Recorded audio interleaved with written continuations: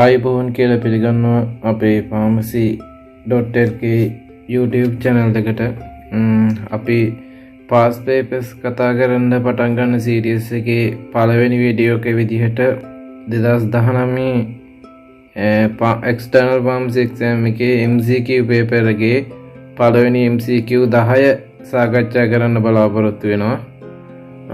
අපි මේකදී in details ප්‍රශ්නයක් කොහොමද ඇනලයිස් කරගන්නේ, ඔයාගේ ස්කිල්ස් හදාගන්නේ කොහොමද කියලා තමයි සාකච්ඡා කරන්නේ.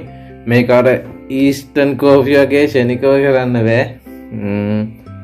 ඔයාට යම් කාලයක් ගත වෙනවා ප්‍රශ්නයක් හරියට පැහැදිලි කරලා දෙන්න. ප්‍රශ්නයක් ඔයා කියවගන්නේ කොහොමද, ඒකට කොහොමද වටාපිටාව හදාගන්නේ කියන එක ගැන අපි මේට සාකච්ඡා කරගෙන යමු. මම හිතනවා හැමෝම external pharmacy exam එකේ paper හැදෙන විදිහ ගැන දල අදහසක් හැමෝටම තියෙනවා කියලා. MCQ ප්‍රශ්න 50ක් වර්තමානයේ වෙනකොට paper එකේ එනවා. ඒ වගේම SEQ 5ක් එනවා. මේ ඔක්කොටම එක තමයි පැය 3 විනාඩි 45 යාට හම්බ වෙන්නේ.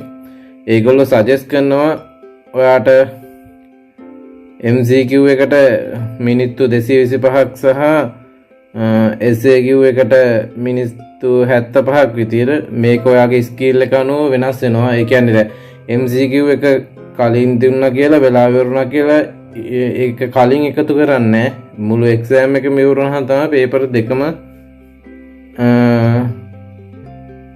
එකතු කරන්නේ. MCQ එකට හොඳට perform කරන්න පුළුවන් කෙනෙකුට SAQ එකට කාලය ඉතුරු කරගත්ත හැකි.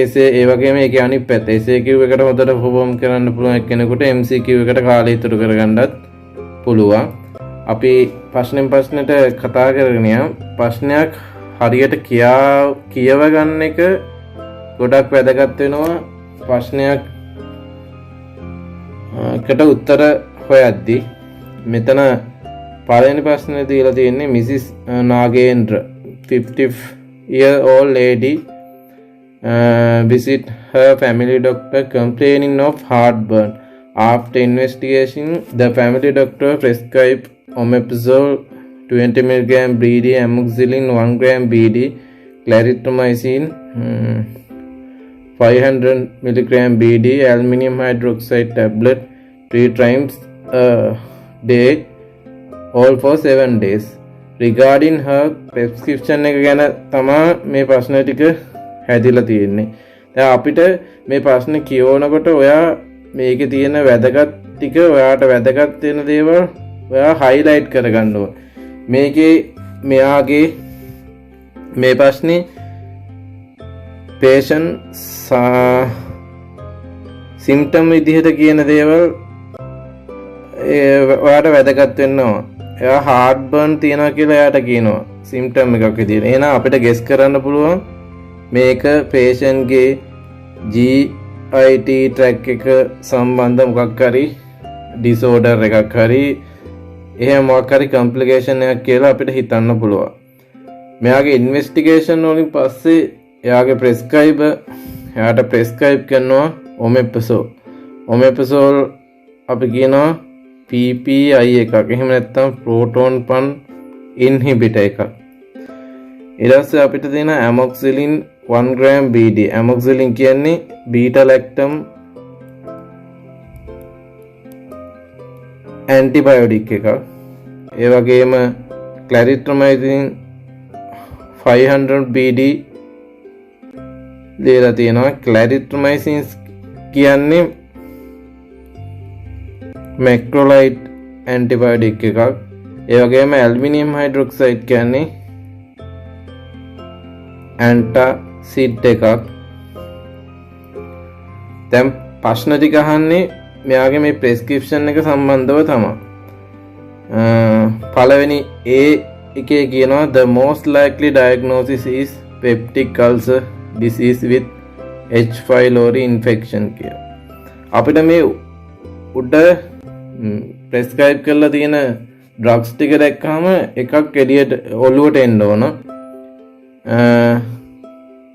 හොඳ pharmacist කෙනෙකුට prescription එකක් දැක්කම diagnosis එක කියන්න පුළුවන් නම් එයා හොඳ pharmacist කෙනෙක් කියලා අපි කියනවා. මේක ඩ්‍රග්ස් ටික බැලුවහම ඔයාට මතක් වෙන්න ඕන මේ තියෙන්නේ H pylori eradication regime එක කියලා. ඔයාගේ ඔළුවට එන්න ඕන. දැන් මේකේ A choice එක කියන්නේ the most likely diagnosis is peptic ulcer disease with H pylori කියලා. දැන් අපිට prescription එකේ තියෙන්නේ drugs ටික ඇත්තටම H pylori වලට තමයි ලියලා තියෙන්නේ. peptic ulcer වලට තව නමක් කියනවා අපි gastric ulcer කියලා. එයා heart burns එයාගේ සිම්ටම් එකක් විදිහට කියනවා. peptic ulcer වලට එන main symptom එකක් තමයි heart burn. එහෙනම් අපිට guess කරන්න පුළුවන් මෙයාගේ diagnosis එක H pylori associated peptic ulcer කියලා. H pylori කියන්නේ අපි කියනවා මෙයා gram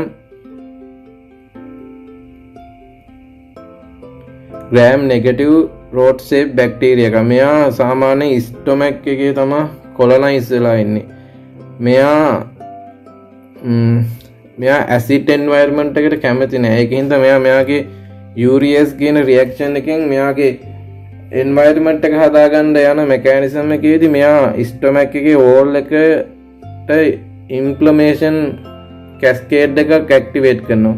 ඒකේ ප්‍රතිඵලයක් විදිහට stomach එකේ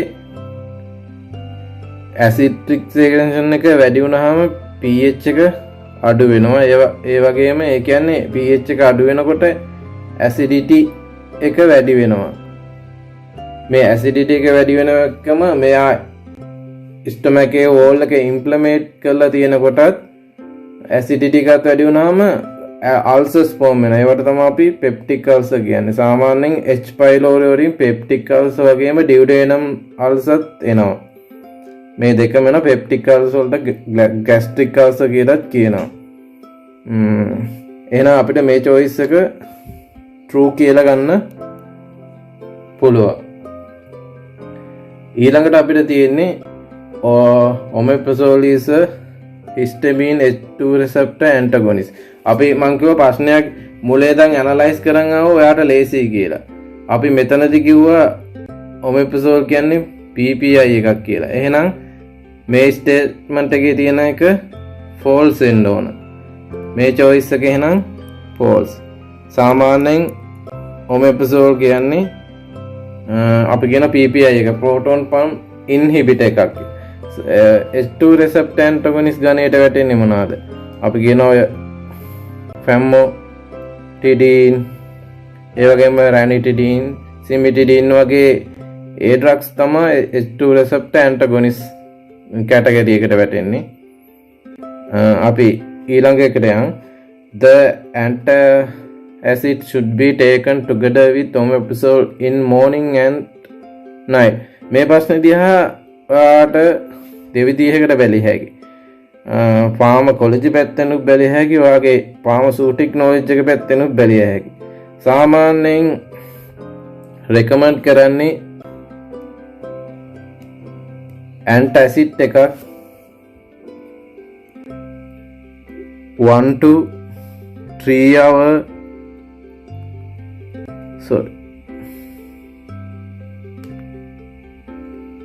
1 to 3 hours after meals ගන්න කියලා තමයි රෙකමන්ඩ් කරන්නේ.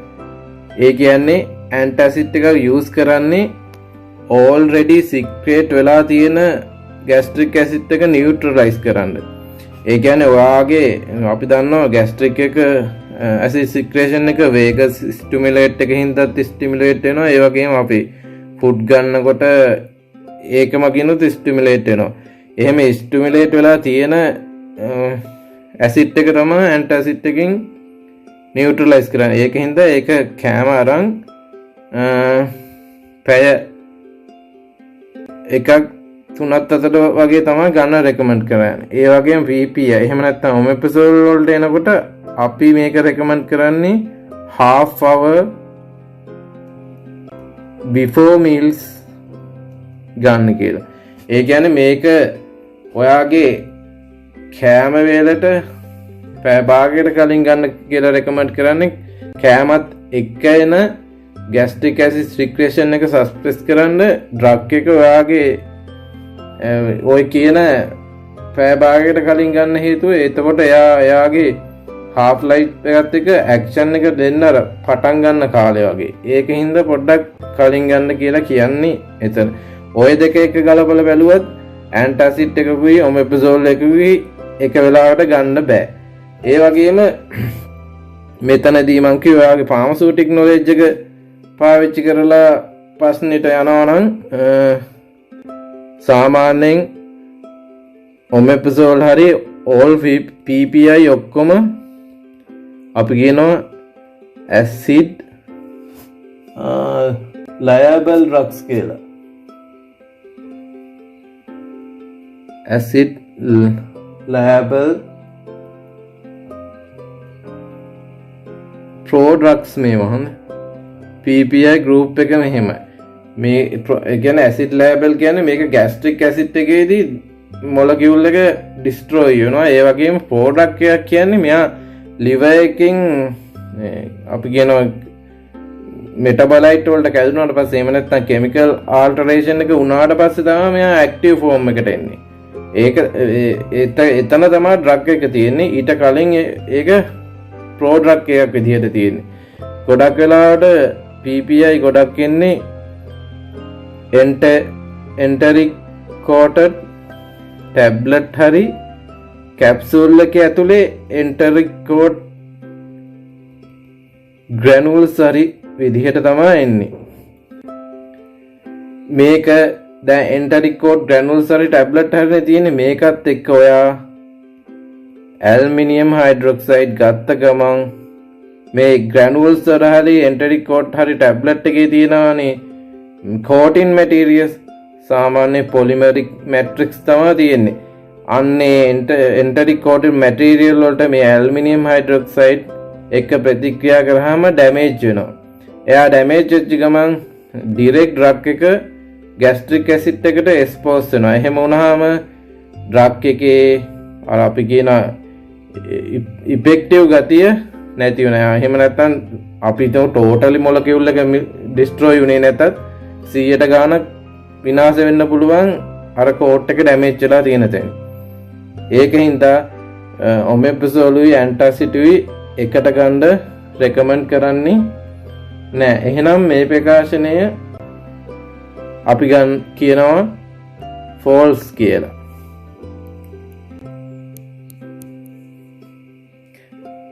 ඊට පස්සේ තියෙන්නේ aluminum hydroxide is known to cause constipation as a side effect කියලා. මේක aluminum hydroxide වල famous side effect එක ගැන තියෙන්නේ. ඇත්තටම aluminum hydroxide constipation ද cause කරන්නේ.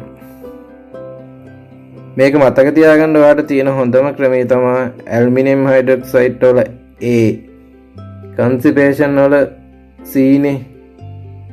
ඇත්තටම ACA කියන්නේ AC aluminum hydroxide නම් constipation. මේක ඔයාලට පැටලෙන අනිත් එක්කෙනා තමයි magnesium hydroxide. මේකත් antacid එකක්.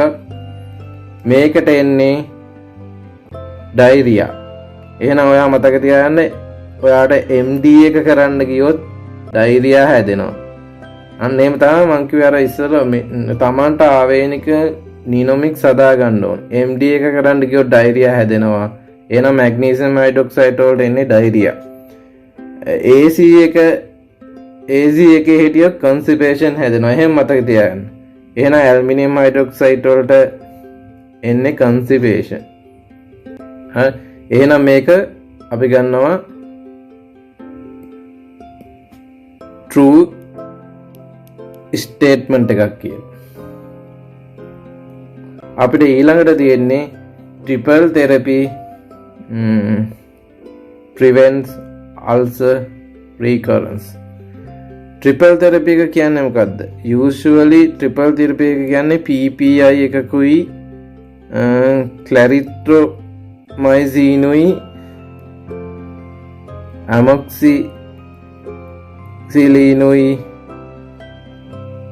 එක ඩ්‍රග්ස් තුනක රෙජිමෙන් එකට තමයි අපි ට්‍රිපල් තෙරපි කියන්නේ. මේකේ ආල්ටර්නේටිව්ලි patient amoxicillin එහෙම නැත්නම් penicillin allergy නම් metronidazole වලට යන්න පුළුවන් ඔප්ෂන් එකක් කියන්නේ. මේක තමයි Helicobacter pylori. එහෙම නැත්නම් අපි කියන H pylori eradication therapy එකේ first line treatment එක තමයි triple therapy එක. මෙතනින් එහාට ගියහම අපිට තියෙනවා bismuth එක combine කරපු quadruple therapy එක. එහෙම දැන් ඔයා මෙතනින් එහාට ඔයාට කියව ගන්න ඕන මොකද්ද triple therapy සහ එතනින් එහාට second line එකේ යන drugs මොනවාද ඒ ටික ඔයා කියව ගන්න. ඔක්කොම මෙතන කියන්න ටයිම් එක නැහැ. එහෙම වුණොත් ලොකු දිග වීඩියෝ එකක් වෙනවා මේක.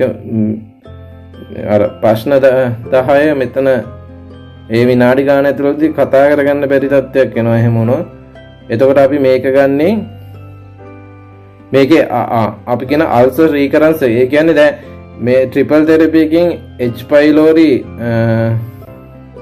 නැති කරනවානේ. ඒ කියන්නේ නැති කරනවා සාමාන්‍ය මට්ටමකට එයා සස්ප්‍රෙස් කරනවානේ. ඉරැඩිකේට් කියන්නේ සාමාන්‍ය මුලින් උපුටා දානවා කියන එක වගේ තේරුම. අපි කියමු එයාගේ කොලොනයිස් එක අඩු කරනවා, එයාට හානියක් වෙන්නේ නැති ගානට අඩු කරනවා කියලා. එතකොට ඒ අඩු කරාම ඉන්ෆ්ලමේෂන් කැස්කේඩ් එක නැවතිනවා කියන්නේ අල්සර්ස් හැදෙන එක අඩු වෙනවා. එතකොට මේකත් එක්ක PPI එකත් යනවා ට්‍රිපල් තෙරපි. එතකොට ඇසිඩ් සික්‍රේෂන් එක සස්පෙස් වුණාම අල්සර් වල මේ හීලින් රේට් එකත් වැඩි වෙනවා. ඒ වගේම අල්සර්ස් නැවත ඇතිවීමත් අඩු වෙනවා. එහෙනම් මේ ප්‍රකාශනයත් අපි true කියලා ගන්නවා. දැන් පළවෙනි ප්‍රශ්නේ ඔක්කොම ටික හරි කියලා මම හිතනවා. ඊට පස්සේ අපි දෙවෙනි ප්‍රශ්නෙට යමු. දෙවෙනි ප්‍රශ්නය අපිට කියන්නේ true or false regarding antiemetics medicine කිය. සාමාන්‍යයෙන් antiemetic එකක් කියන්නේ anti කියන්නේ against කියන එක. emetics කියන්නේ අපි කියන vomiting. ඒ කියන්නේ වමනය වෙනවට ප්‍රතිවිරුද්ධව දෙන එක තමයි antiemetic එකක් කියලා කියන්නේ. ඊට පස්සේ එකේ කියනවා metoclopramide increase the lower esophageal sphincter tone එක. අපි කියනවා lower esophageal sphincter tone එක increase කරනවා කියලා dopaminergic antagonist. මේගොල්ලෝ ඇවිල්ලා metoclopramide domperidone වල dopaminergic antagonist. මේගොල්ලෝ lower esophageal sphincter tone එක වැඩි කරනවා. ඒ කියන්නේ අපි දන්නවා අපේ ස්ටොමක් එක සහ ඔසියෝපැගස් එක වෙන් වෙන තැන ඒ ටෝන් එකෙන් තමයි ඔසියෝපැගස් එකේ මියුකෝස් එක ඩැමේජ් වෙන එක වළක්වන්නේ ગેස්ට්‍රික් ඇසිඩ් උඩට ඇවිල්ලා. ඒ ටෝන් එක ඉන්ක්‍රීස් කරලා පවත්වාගෙන යනවා මේ කියන ඩෝපමිනර්ජික් ඇන්ටගොනිස්ට් ඩ්‍රග් වලින්. ඇත්තටම එහෙනම් මේ ස්ටේට්මන්ට් එක true. මෙතනදී ඔයාට තව දුරටත් කල්පනා කරනවා නම් මේ ප්‍රශ්نين ඉස්සරහට මොනවද හැදෙන්න පුළුවන් කියලා ඔයා දැන් මෙතනින් හොයාගන්න මේ lower esophageal sphincter tone එක අඩු කරන ඩ්‍රග්ස් මොනවද කියලා. අපි සාමාන්‍යයෙන් ওই nitrates, sodium nitroprusside වගේ ඩ්‍රග්ස් කියනවා මේකේ ටෝන් එක අඩු කරනවා කියලා.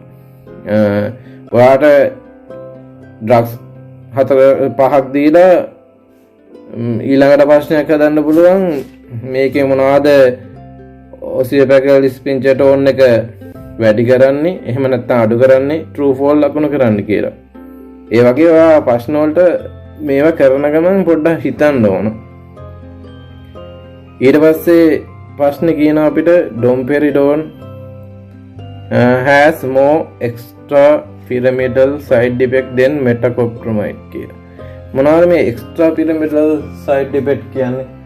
මේක ඇවිල්ලා dopamine level එක අපි කියනවා brain එකේ dopamine level එක අඩු වෙන නිසා එන side effect ගොන්නක එකතුවක් තමයි extra pyramidal side effect කියන්නේ. සාමාන්‍යයෙන් අපි කියනවා dystonia, එතනින් ගියාම akathisia, ඒ ටික Parkinson like symptoms, ඒ වගේ ඒ ටික එන්නේ extra pyramidal side effect වලට. දැන් මේක කියන්නේ domperidone වලට මේකට වඩා කියන. ඇත්තටම domperidone කියන ඩ්‍රග් එක අපි කියන blood brain barrier එක BB එක කියලා මේක ක්‍රොස් කරන්නේ නැහැ. හැබැයි metoclopramide කියන එක blood brain barrier එක ක්‍රොස් කරලා යනවා. ඒක නිසා extra pyramidal මේකලෝ dopaminergic antagonist නේ. ඒක මේ ක්‍රොස් කරලා ගියාම dopamine level එක අඩු කරන හින්දා තමයි extra pyramidal symptoms සහ ඔය prolactin level එක වැඩි කරන්නේ. ඒ කියන්නේ ඇත්තටම metoclopramide තමයි ඒ වගේ තත්ත්වය ඇති කරන්නේ, domperidone නෙමෙයි. මේක metoclopramide මෙතෙන්ට ඇවිල්ලා domperidone මෙතෙන්ට ගියා නම් මේ කියන ස්ටේට්මන්ට් එක true. හැබැයි මේ කියලා තියෙන විදිහට මේ කියලා තියෙන ස්ටේට්මන්ට් එක false. ඊට පස්සේ අපිට කියනවා dexamethasone is effective in cancer, chemotherapy induced vomiting. ඇත්තටම dexamethasone use කරන්නේ delayed vomiting associated with chemotherapy. ඒ කියන්නේ අපි chemotherapy එක පටන් ගන්න කලින් තමයි dexa දෙන්නේ. මේක delayed වෙලා එනවනේ. සම අපි ගමු cisplatin වගේ anti cancer drug එකක් දුන්නාම vomiting එනකොට dexamethasone course එකක් තව anti emetic එක combination එකක් විදිහට තමා දෙන්නේ. මේක adjuvant එකක්. ඇත්තටම direct anti emetic action එකක් නෑ. හැබැයි මේ වක්කාකාරව action එකක් තියෙනවා. ඒක නිසා අපිට මේ ස්ටේට්මන්ට් එක true කියලා ගන්න පුළුවන්.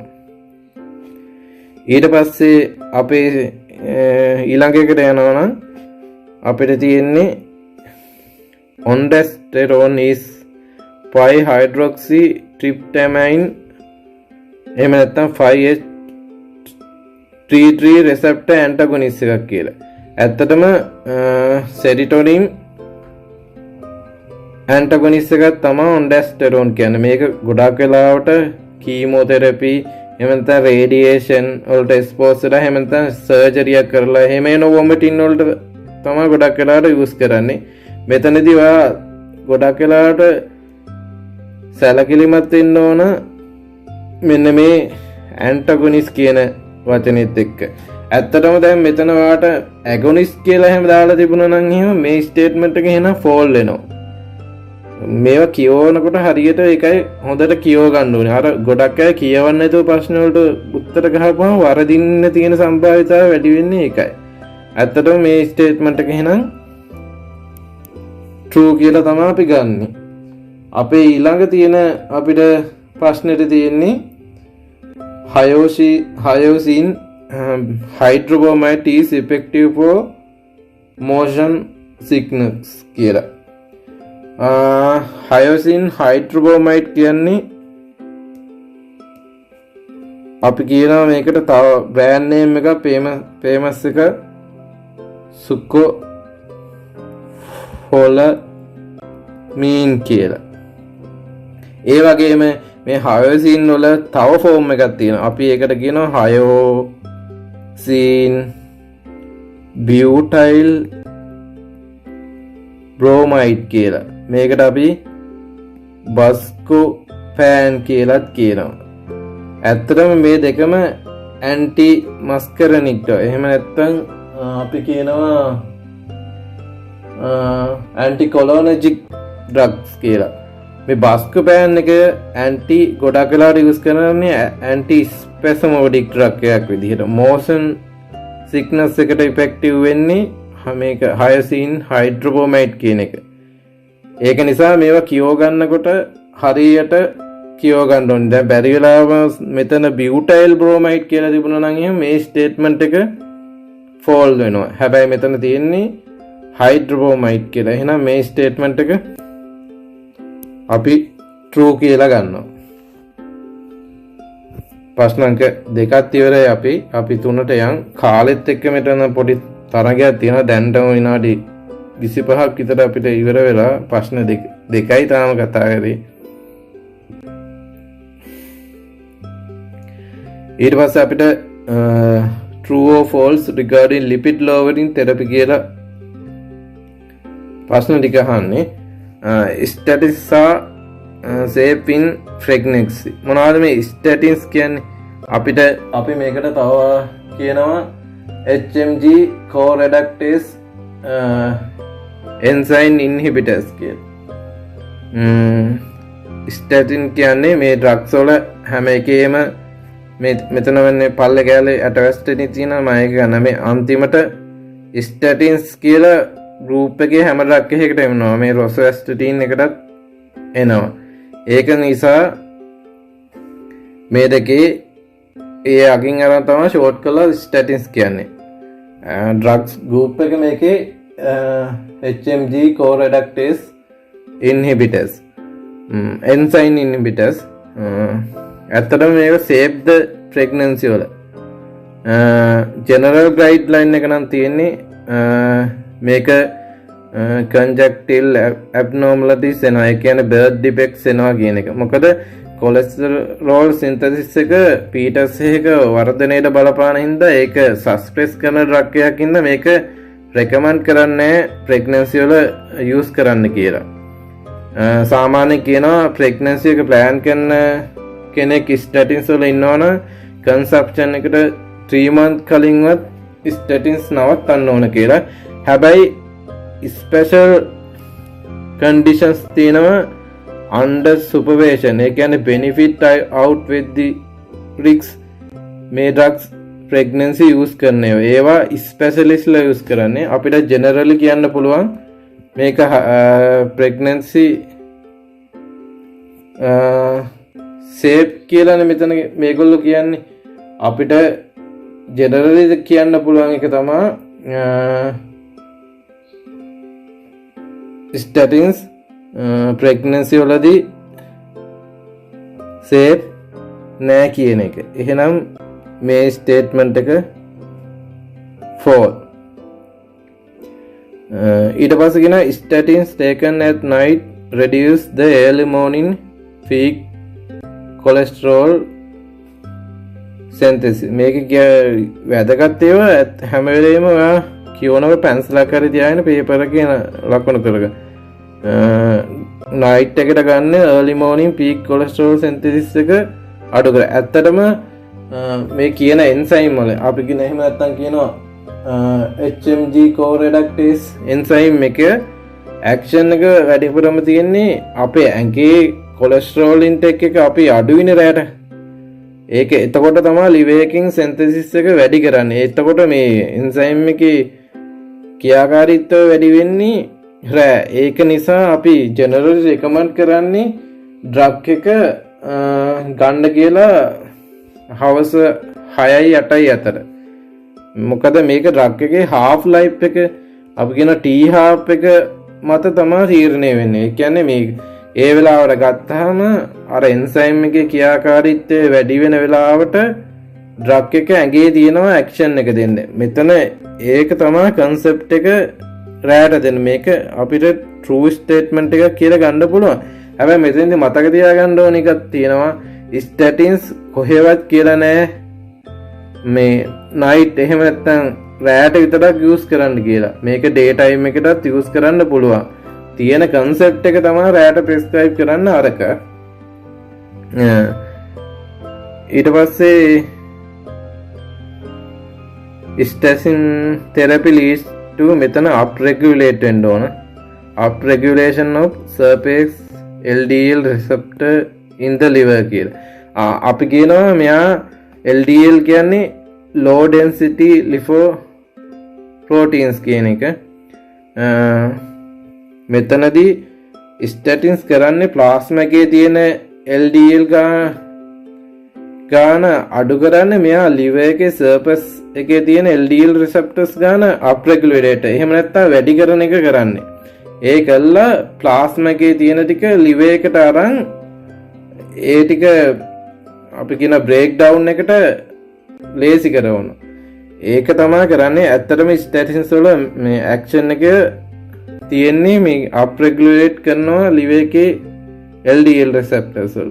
එහෙනම් මේක අපිට true statement එකක් කියලා ගන්න පුළුවන්. ඊට පස්සේ ඊළඟ එක කියන්නේ atorvastatin reduce the circulating level of triglyceride more than gemcitabine. gemcitabine කියන්නේ අපි කියනවා fibrate එකක් කියලා. fibrate එක. ඒ වගේම මෙයා මෙතනදී කියන්නේ triglyceride level එක අඩු කරනවා. ඇත්තටම fibrates තමයි හොඳටම triglyceride level එක blood එකේ අඩු කරන්නේ. atorvastatin සහ statins කාණ්ඩේ අනිත් drugs triglyceride level එකත් අඩු කරනවා යා. හැබැයි fibrates තරම් නෑ. මේකේ කියන්නේ මෙයාට වඩා atorvastatin අඩු කරනවා කියලානේ. එහෙම වෙන්න බෑ. එතකොට ඒක මේ ස්ටේට්මන්ට් එක ෆෝල් වෙනවා. ඊට පස්සේ මෙතනදී කියනවා atorvastatin is more potent than rosuvastatin in reducing cholesterol. ඇත්තටම atorvastatin වලට වඩා rosuvastatin protein මේක මෙහෙම තමයි එන්නේ.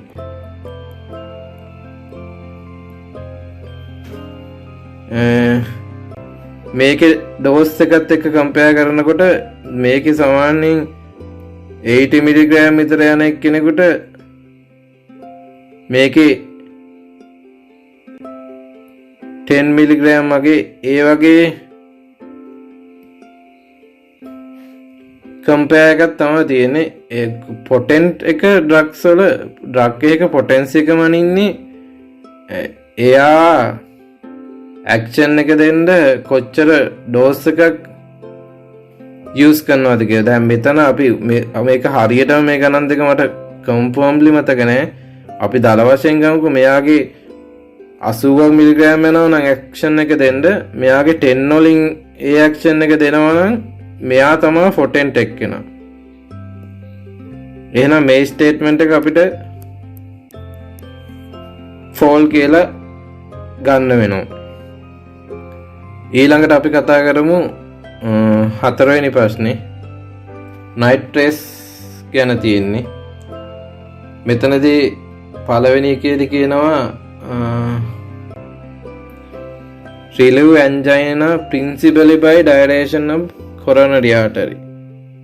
ඒ කියන්නේ ප්‍රධාන වශයෙන් නයිට්‍රේස් ඇන්ජයිනා එක අඩු කරන්නේ මේ coronary artery dilation කළා. ඇත්තටම nitrates coronary arteries dilate කරනවා තමයි. ඒක හරි. ඒත් මෙයා angina එක relieve කරන්නේ mainly මේ action එකෙන් නෙමෙයි. මෙයා අපි කියනවා preload එක සහ afterload එක. ඒ කියන්නේ අපි කියනවා heart එකට එන සහ එයා පම්ප් කරලා යවන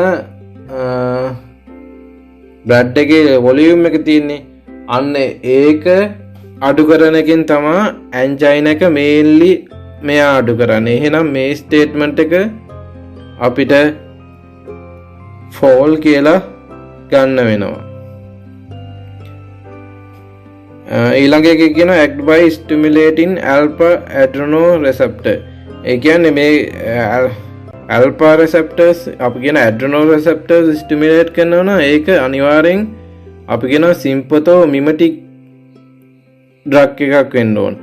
නයිට්‍රේට්ස් වලට එහෙම ඇක්ෂන් එකක් අපි නෑ. අපේ කියන්නේ මේන්ලි කොරනරි ආටරි ඩයලේට් කරන එකයි පීලෝඩ් එකයි ආෆ්ටර්ලෝඩ් එකයි අඩු කරන එක තමයි නයිට්‍රේට්ස් වල ඇක්ෂන් එක කියලා. එහෙනම් මේක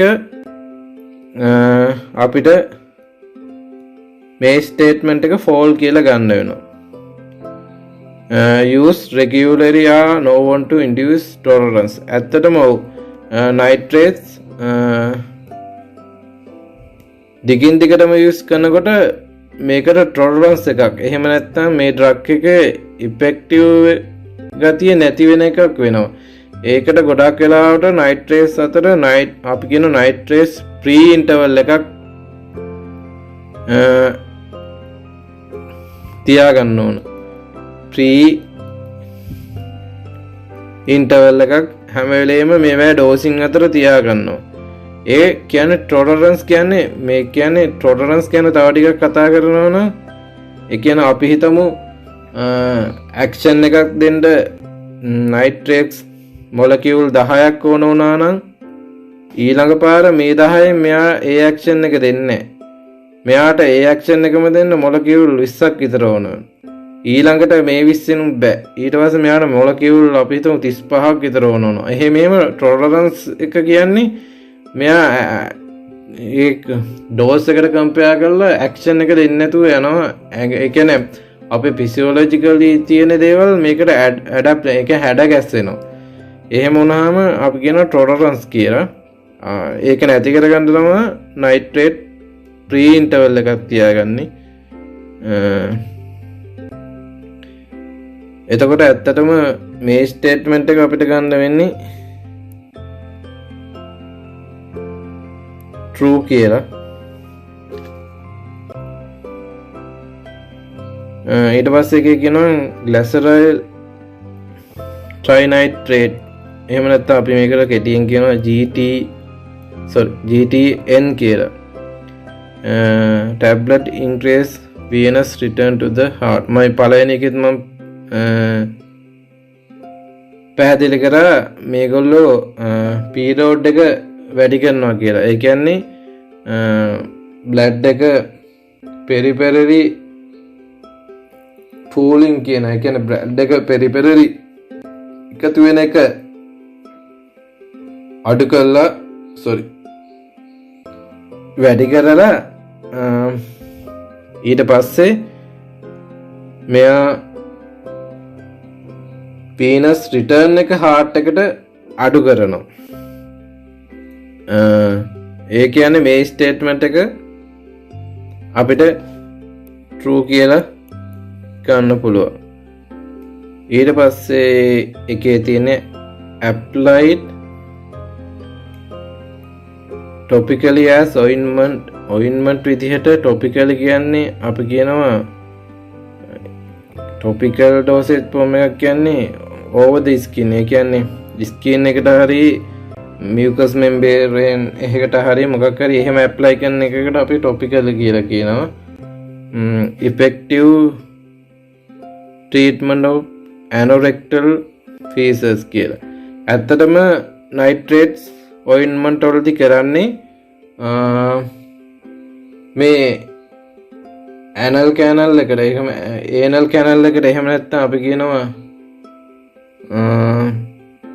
anorectal feces තියෙන තැන් වලට blood supply එක වැඩි කරනවා. එහෙම වුණාම මේකම heal වෙන rate එක වැඩි කරනවා. ඇත්තටම මේ ස්ටේට්මන්ට් එක එහෙනම් අපිට true statement එකක් විදිහට ගන්න පුළුවන්.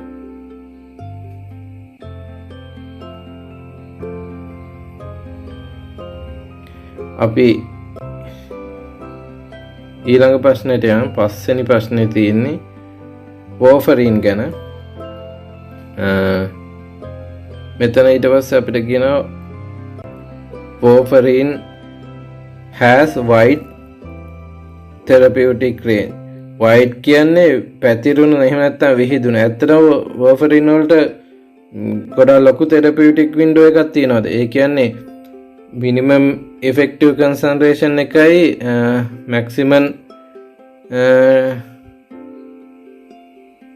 ටොක්සික් කන්සන්ට්‍රේෂන් එකයි අතර තියෙන වින්ඩෝ එක ගොඩක් ලොකුද?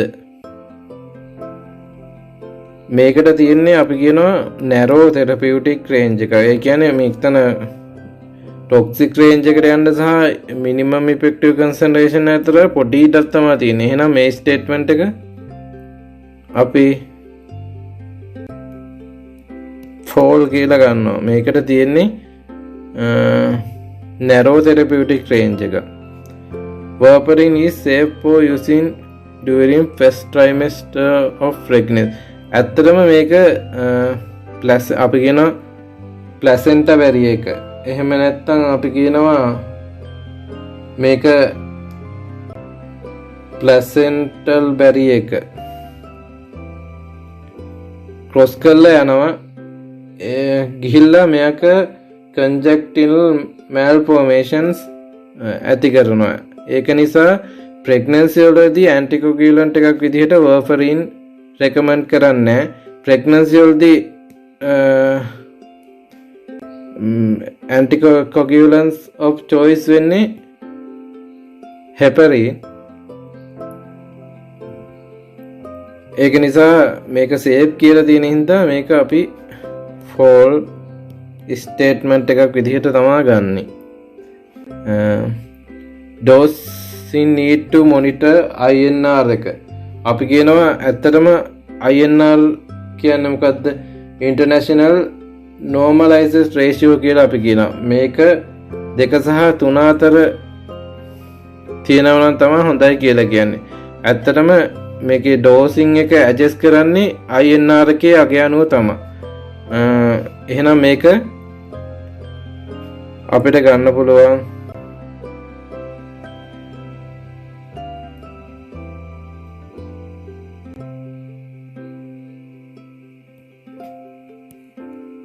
true statement එකක් විදිහට.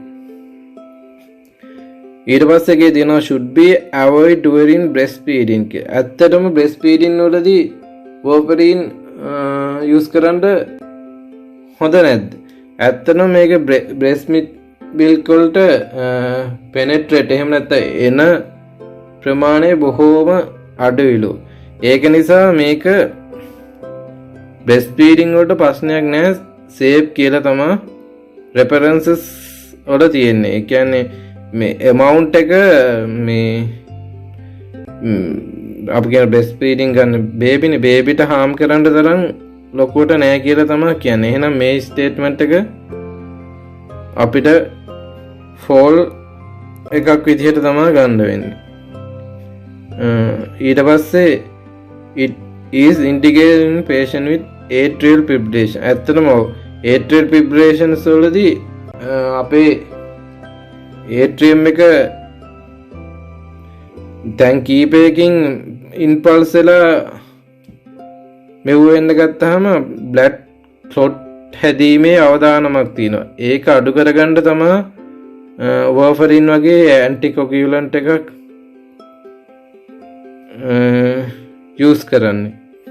එතකොට මේ ස්ටේට්මන්ට් එක ඇත්තටම එහෙනම් true ස්ටේට්මන්ට් එක. අපි ඊළඟ ප්‍රශ්නෙට යන්.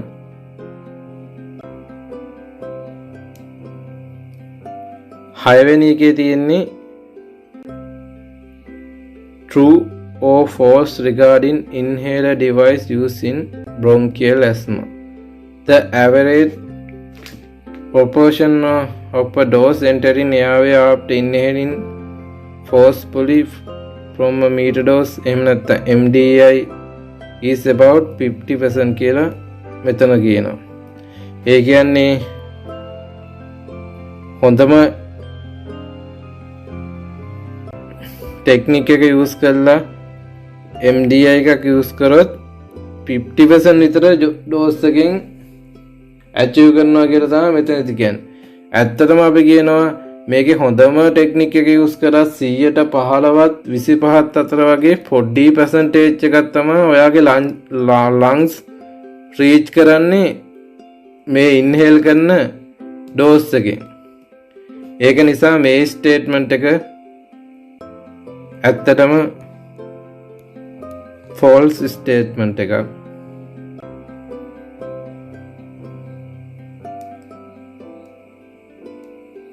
අපි ඊළඟ කොටසට යනවා. ඊළඟ කොටස කියන්නේ අපිට using large volume spacer decrease the oropharyngeal deposition of inhaler straw. ඇත්තටම spacer device එකක් use කරද්දී ඔයා ඒ කියන්නේ user එහෙම නැත්නම් patient inhale කරන්නේ එහෙම නැත්නම් උස්ම ගන්නේ through spacer device. ඒ කියන්නේ spacer device එක හරහා තමයි උස්ම ගන්න. එතකොට අර එයාගේ oropharyngeal deposition එක එහෙම නැත්නම් අපි කියන එතන තැම්පත් වෙන එක අඩු වෙන එක වෙනවා spacer device එක use කරනකොට. ඇත්තට මේ oropharyngeal deposition එක ගොඩාක් ලොකු ප්‍රශ්නයක් වෙනවා MDI use කරන අය. මේක නිසා අපි කියන ගොඩක් side effect වෙනවා. අපි oral candida කියන්නේ oral candida එන්න පුළුවන්. එහෙම ඊට පස්සේ අපේ මෙතන vocal cord එක හරිය මේ ටික deposit වුණාම hoarseness of voice කියලා කියන්නේ අපි ඒ වගේ complications එනවා. ඒ ඔක්කොම අඩු කරගන්න පුළුවන් අපිට මේක spacer device එකක් එක්ක use කරනවා නම්. එහෙනම් මේ statement එක අපිට true statement එකක් කියලා ගන්න පුළුවන්. ඊට පස්සේ කියනවා dry powder inhalers are recommended for children under the age of 2 years. DEPI එකක් එහෙම නැත්නම් අපි කියන dry powder inhaler එකක් children වලට අවුරුදු 2කින් 15ට සුදුසුයි කියලා කියන්නේ. ඇත්තටම DPI එකක් use කරනකොට අපි කියනවා hand mouth coordination එක ඕනි කියලා මේකේ best technique එකෙන් inhale කරන්න. ඇත්තටම අවුරුදු 2කට වඩා අඩු පොඩි ළමයෙකුට මේ hand mouth coordination එක තියාගන්න බෑ. මෙයාලට recommend කරන්නේ DPI එක නෙමෙයි MDI එක. MDI එකත් use කරන්නේ spacer device plus face mask එකක් එක්ක. තමා recommend කරන්නේ අවුරුදු 2කට වඩා අඩු කෙනෙකුට. එහෙනම් මේ statement එක අපිට fall එකක් විදිහට තමයි ගන්න වෙන්නේ. ඊට පස්සේ අපිට තියෙනවා meter dose inhaler beat activator. ඒ කියන්නේ උස්ම ගන්නවත් එක්කද ඇත්තටම මේ අපිට දැන් අපිට මාකට් එකේ දැනට තියෙන MDI product අපේ උස්මත් එක්කද ඇක්ටිවේට් වෙන්නේ. දැනට මාකට් එකේ තියෙන ඒවා උස්මත් එක්ක ඇක්ටිවේට් වෙන්නේ නැහැ. ඒකට දැන් novel MDIs design කරලා තියෙනවා අපි breathe කරන එකත් එක්ක ඇක්ටිවේට් වෙන්න. මේක doubtful මේ ස්ටේට්මන්ට් එක. මේක ජෙනරලි දැනට යූස් වෙන ඒවත් එක්ක ගත්තොත් මම හිතන්නේ මේක අපිට ගන්න වෙන්නේ false ස්ටේට්මන්ට් එකක් විදිහට තමයි. ඊළඟ එකේ තියෙන්නේ in acute asthma. acute asthma කියන්නේ ගොඩක් හදිස්සියේ මේකෙම නැත්තම් ගොඩක් අමාරු වෙලා එන asthma වලදී salbutamol delivery කරන්න MDI එක nebulizer එකට වඩා හොඳයි කියලා තමයි මේ ස්ටේට්මන්ට් එකේ කියන්නේ. ඇත්තටම ගයිඩ්ලයින්ස් වල කියන්නේ nebulizer එක තමයි බෙස්ට්ම ඔප්ෂන් එක acute asthma වලට ට්‍රීට් කරන්න. ඒක හරියන්නේ නැත්නම් MDI එකත් ඕකේ හොඳයි. MDI එකත් යූස් කරන්න පුළුවන්. හැබැයි බෙස්ට් එක nebulizer එක. ඒකින්ද මේක මං හිතනවා fall statement එක. ඊට පස්සේ අපිට තියෙන්නේ 7 වෙනි ප්‍රශ්නෙට යන්න අපිට. මෙතනදී අපිට කියන්නේ fever management ගැන. recommended dose of paracetamol is 10 to 50 milligram kg per dose කියලා මෙතන කියන්නේ. මේක කියවන්නේ එහෙමයි හොඳේ. 10 to 50 milligram per kilogram per dose. ඇත්තටම අපේ ඔළුවේ තියෙනවා එකක් 50 milligram for kg කියන එක pediatric use වලට විතරයි කියලා. එහෙම එකක් නෑ. ඇත්තටම PCM වල IV dose එක calculate කරන්නේ අපි 50 milligram kg base තමයි adult එකට. දැන් අපේ රටේ අයගේ ඔළුවේ තියෙනවා PCM adult එක්කෙනෙක් නම් 1 gram 6 hourලිම ගන්න ඕන කියලා. එහෙම එකක් නෑ. මේකේ recommended dose එක average adult කෙනෙකුට 500 milligram to 1 gram every 6 to every 6 hours කියලා ගමුකෝ අපි. මෙහෙම තමා මේකේ recommended එක තියෙන්නේ. එතකොට අපේ අයගේ ඔළුවේ තියෙන ඕක. දැන් ඒක බලලා මේක ගොඩක් අය වරද්දාගත්ත ප්‍රශ්නයක් කියලා මං හිතනවා. මේක දැන් අපි average adult කෙනෙකුට calculate කරලා ගැරුවොත් ඇත්තටම kg එකකට dose එක මේ range එකට වැටෙනවා. ඒක නිසා මං හිතන්නේ මේක true statement එක. ඊළඟට අපෙන් අහන එක තමයි when fever is high doubling of the dose of paracetamol is recommended. ඇත්තටම PCM වල dose එක උණ වැඩි නම් double කරන්න කියනවාද? අපි දන්නවා PCM වල ප්‍රශ්නයක් තියෙනවා මේක hepatocellular damage කරනවා high doses වලදී. එහෙනම් අපි recommend කරන්නේ කොහොමද? ඇත්තටම recommend කරන්නේ every 6 hourly උණ වැඩි නම් every 6 hourly දෙන්න පුළුවන් maximum dose එක දෙන්න කියලා. හැබැයි අපි 6 hour අපි හිතමු 1 gram දීලා ආයෙ පැය දෙකකින් විතර අපි ඩබල් කරනවා කියලා ආයෙ එහෙම දෙන්න recommend කරන්නේ නෑ. මොකද මේක hepatocellular damage කරලා liver damage කරන්න පුළුවන් හින්දා. ඒක නිසා අපි මේක false statement එකක් විදිහට තමයි ගන්නෙ. ඊළඟ එකේ අපිට තියෙනවා කියලා keeping a cloth soaked in UD cologne. මේ කියන්නේ අපි අපේ භාෂාවෙන් කියන්නේ OD colognes කියලා. colognes වර්ග තියෙන දාන අන්නේ එක තමයි මේ ඒක ගැන කියන්නේ. on forehead is effective කියලා. ඇත්තටම මේ colognes වල alcohol තියෙනවා high percentage. මේකෙන් ඔළුව තෙමන එක recommend කරන්නේ නෑ. recommend කරනවා තෙත රෙදි කෑල්ලකින් ඔළුව තෙමන එක best aid එක. එහෙම නැත්නම් ප්‍රථම ආධාර වගේ ඒ විදිහට recommend කරනවා තෙත රෙද්දකින් බෙහෙදාන. හැබැයි කොලොන් වලින් මෙව කරන්න recommend කරන්නේ නැහැ. මොකද මේක පොඩි කෙනෙකුට එහෙම කරාම පොඩි අයගේ ස්කින් එක එහෙම මැචුව නෑනේ. ඒක නිසා ගොඩාක් ලොකු alcohol percentage එකක් ස්කින් එක හරහා absorb වුණොත් alcohol poison වෙන්න උනත් පුළුවන්. ඒක නිසා මේක false statement එක. ඊට පස්සේ අපිට ඊළඟ එක කියන්නේ ibuprofen is preparable to paracetamol in viral fever. අපි දන්නවා viral fevers තියෙනවා as an antipyretic කියලා. ඊළඟ කැලේ මම complete කරන්න. අපි දන්නවා viral fevers තියෙනවා hemorrhagic fevers dengue වගේ. viral fever එක ඒ වගේ එකක් වෙන්න පුළුවන්. අපි ibuprofen වගේ NSAID එහෙම නැත්නම් අපි NSAID කියලා කියනවා. NSAID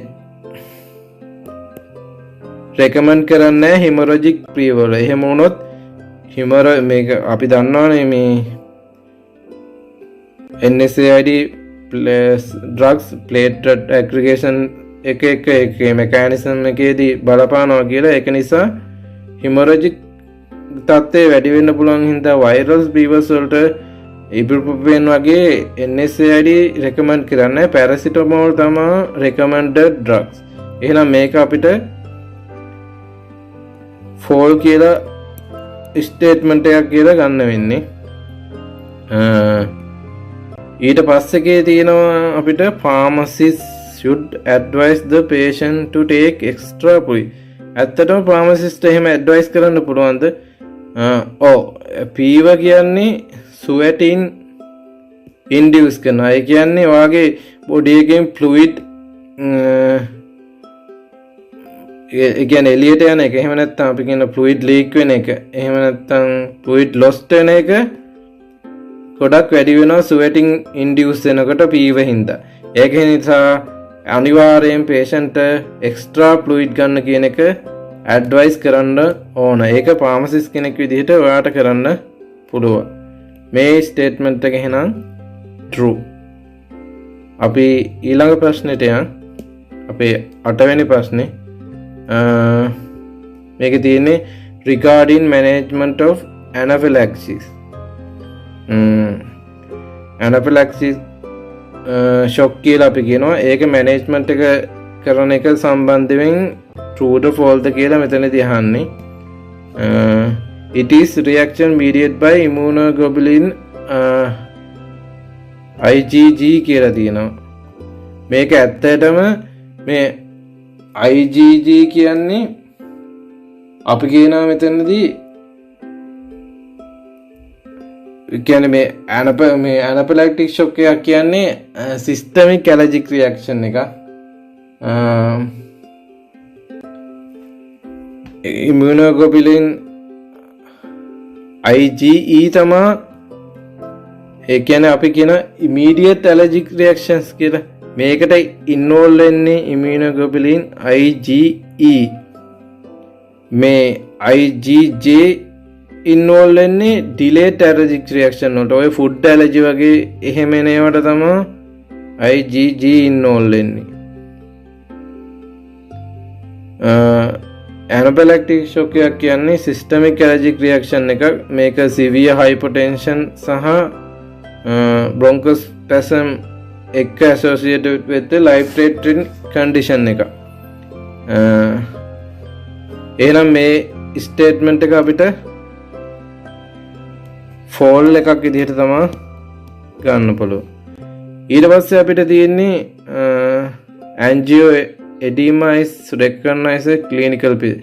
ඇත්තටම angioedema මේ IgE කියන allergic reaction ගණයට වැටෙන allergic conditions එක. anaphylactic කියන අයට angioedema තියෙන්න පුළුවන්. එහෙනම් අපිට මේක true statement එකක් විදිහට තමයි ගන්න පුළුවන්. ඊට පස්සේ කියනවා මෙතනදී අපිට first line treatment එකලු hydrocortisone intravenous injection. ඇත්තටම first line treatment එකට ගන්නේ hydrocortisone නෙමෙයි adrenaline.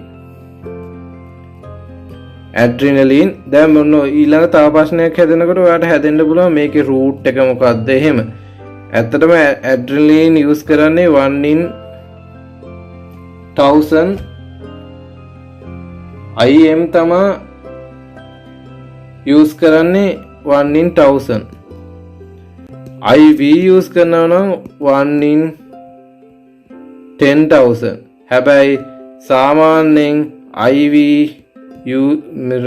use කරන එක recommend කරන්නේ නැහැ. මේකට special conditions ඕනේ.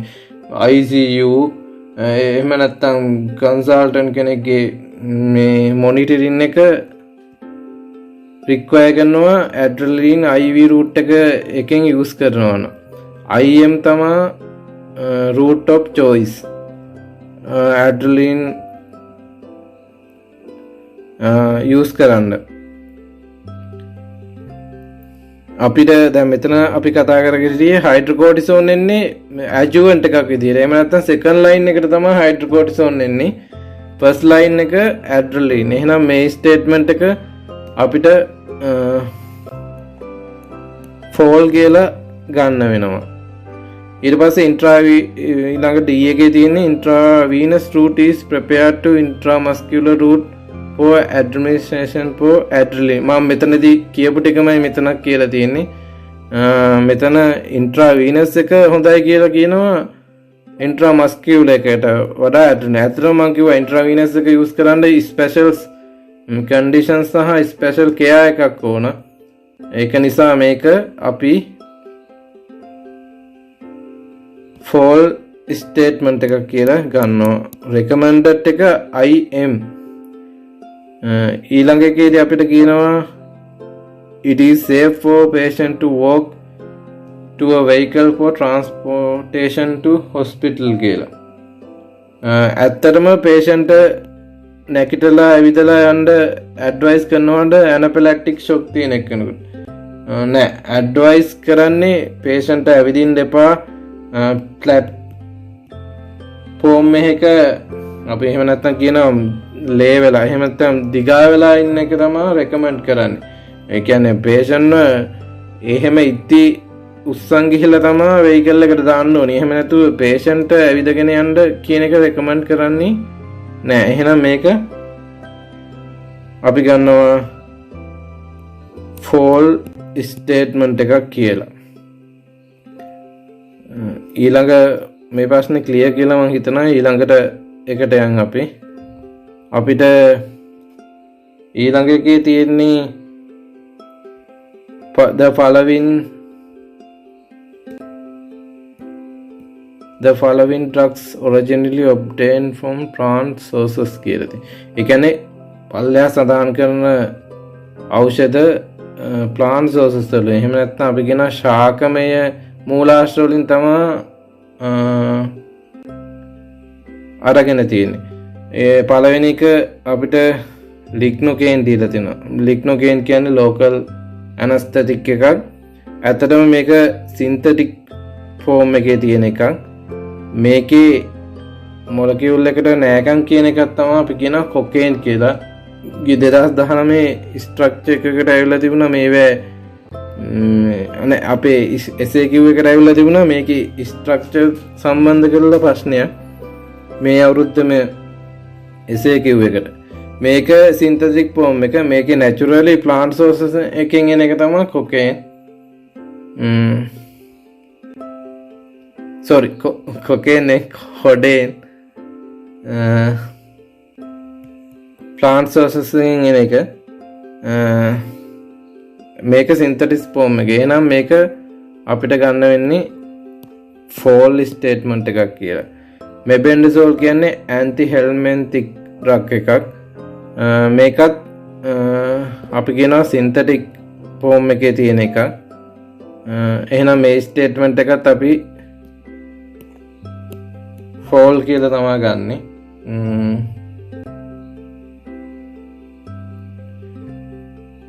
ඊට පස්සේ අපි පිලෝකාපීන් ගැන කතා කරනවා. මේක ඇත්තටම මස්කරනික් එහෙම නැත්නම් කොලොනර්ජික් ඇගොනිස්ට් එකක් කියලා තමයි අපි කියන්නේ. මේක මේන්ලි යූස් කරනවා මයෝටික් එකක් විදිහට ග්ලූකෝමා වල සහ ඩ්‍රයි මවුත් තිය වගේ කන්ඩිෂන්ස් වලට ට්‍රීට්මන්ට් එකක් විදිහට. මේක සැලයිව එහෙම නැත්නම් අපි කියන කේටේ කියලා කේටේ වැඩි කරන එක කරනවා. ඇත්තටම පිලෝකාපින් කියන්නේ අපි කියනවා මේක ඔබ්ටේන් කරන්නේ පිලෝකාපස්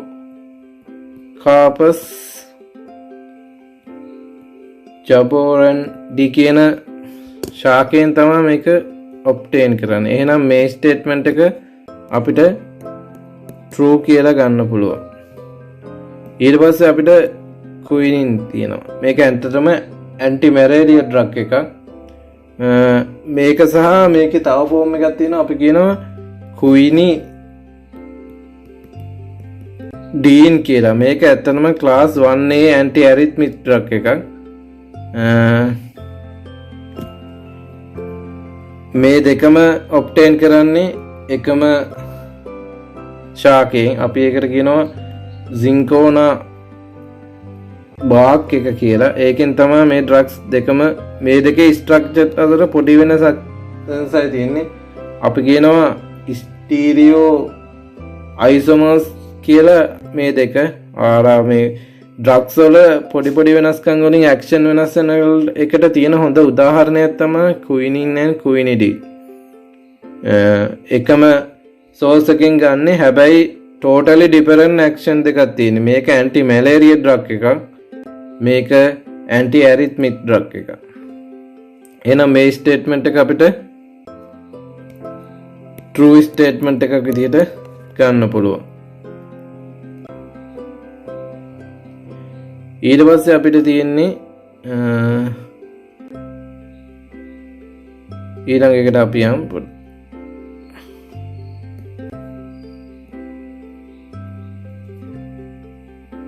අපිට ඊළඟට තියෙන්නේ naldixic acid. මේක අපි urinary antiseptic එකක් විදිහට use කරනවා. mainly මේක synthetic drug එකක්. මේ වන ඔයාගේ common sense plant source වල මොනවද තියෙන්නේ animal sources වලින් මොනවද තියෙන්නේ එහෙම drugs ගැන අර මම ඔයාලට කිව්වේ පයපර් කරනකොට මෙහෙමයි. ඔයාට හම්බෙන අලුත් දේවල් ඔයා ලියා ගන්න ඕනේ. වෙනම පොතක් තියාගෙන ඒවා ලියා ගන්න. දැන් plant sources වලින් එන drugs මේවා. animal sources වලින් එන drugs මේවා. synthetic drugs නම් මේවා කියලා එහෙම වෙනම පොතක් තියාගෙන ලියා ගන්න. දැන් එතකොට ඔයා papers කරලා ඉවරනකොට ඔයා ළඟ හොඳ knowledge එකක් තියෙනවා. එහෙනම් naldixic acid කියන එක fall. ඊට පස්සේ අපිට තියෙනවා 10 වෙනි ප්‍රශ්නේ. 10 වෙනි ප්‍රශ්නේදී අපෙන් අහන්නේ true or false regarding correct use of international units SI relevant to pharmacy practice කියලා. මේකෙදී අපිට කියනවා මේක ගොඩක් ඇඳගත්ත ප්‍රශ්නයක්. හරි ලේසි ප්‍රශ්නයක් හැබැයි ඇඳගත්ත ප්‍රශ්නයක්. මේකේ කියනවා මේ true or false අහන්නේ මේ ඉලක්කම් එක්ක තියෙන ඒකක හරිද කියලා. මේකේ තියෙනවා 4 grams per kg කියලා තමයි අපි මේක ප්‍රොනවුන්ස් කරන්නේ. හැබැයි අපි මේක 4 gram kg කියලා ලියන්නේ නැහැ. අපි මේක ලියන්න ඕනේ grams කියන එක මෙහෙම ලියන්නේ. අපි මේක ලියන්න ඕන milligrams per kg. ඒක තමයි හරි එක. එහෙනම් මේ ස්ටේට්මන්ට් එක 4. ඊළඟට අපිට තියෙන්නේ 50 ml per hour කියලා අකුරෙන් ලියලා තියෙන්නේ මෙතන. මේක හරි විදිහට ලියන්න ඕන 50 ml per hour කියන එක h දාලා ලියන්න ඕනේ මෙතන. එහෙනම් මේ ස්ටේට්මන්ට් එකත් fall. ඊළඟට අපිට තියෙනවා 3 mg per milliliter කියලා මෙතන අකුරෙන් ලියලා තියෙනවා. මේකේ හරි විදිහෙන්න ඕන 3 mg per milliliter. එහෙනම් මේ ස්ටේට්මන්ට් එකත් fall.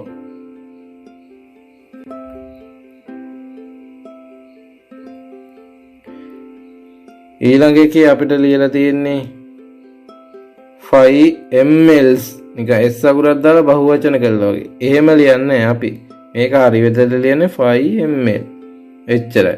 එහෙනම් මේ ස්ටේට්මන්ට් එකත් 4. ඊළඟ එකේ තියෙන්නේ 5 kg gives 5 gram. ඒ කියන්නේ මේක එක්ස්ප්‍රෙස් කරනවලු 5 and quarter කියන්නේ 4 gram use මේ කියන්නේ එක්ස්ප්‍රෙස් කරනවා කියලා කියන්නේ මේ ලියලා තියෙන එක. ඒකට අපි මේක හරි විදිහට ලියනවා නම් ලියන්න ඕනේ 5.25 gram තමයි හරි විදිය. අපි භාග තියන්නේ ඒකක මේ ඉලක්කම් වල ඒකක වලට කලින් සහ මෙතන කැපිටල් G අකුර තියන්නේ ඒකකේ විදියට සිම්පල් G අකුර තමයි තියන්නේ. ඒකින්ද මේකත් ෆෝල් ස්ටේට්මන්ට් එකක්. අපි ප්‍රශ්න 10